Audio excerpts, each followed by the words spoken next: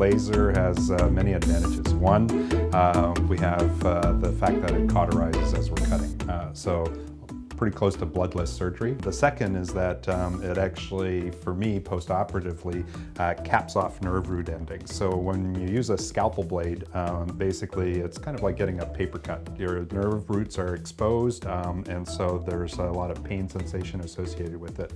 With the laser, we cap off those nerve root endings. Basically, the patient doesn't feel a lot of post-operative pain associated with it.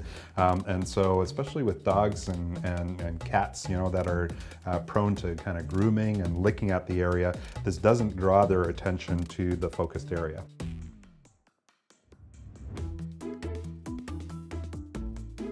Very easy to operate, very easy, quick learning curve. Basically, there's preset programs. It's pretty much, you know, point and shoot and then get going. Cutting through tissue, it was like cutting through butter.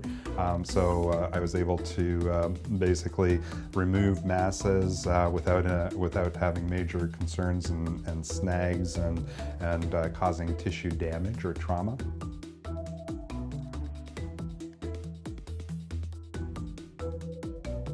Today we ended up using a very low wattage on the wolf. We had 6 watts on the wolf. Didn't have to go any higher than that for most of my procedures, and we actually removed fairly significant tumors or masses from pets. The benefit, obviously, with the Fox is the portability of the Fox. So it has a lithium-ion battery, which is rechargeable, and so that means that I also do equine work as well. So if I wanted to go out into the field, or if you have a person who's doing mobile practice,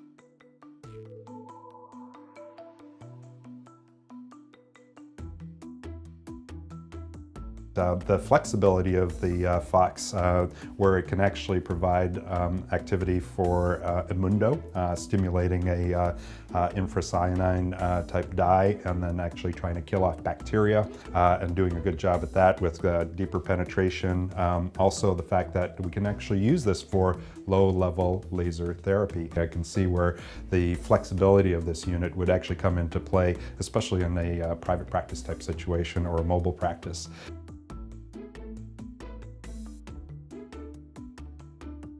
Laser implies technology or advanced technology, so I think clients are more apt for us to kind of move ahead with a laser procedure than talking to them about standard stainless steel cutting a mass out and everything. Especially when we start to explain the benefits of decreased inflammation, decreased post-operative pain, decreased post-operative secondary infections, which is something that's actually becoming a big issue right now. With the laser, the benefit is that it actually vaporizes all those bacteria, so there's definitely a significantly decreased chance of developing secondary infections post-operatively.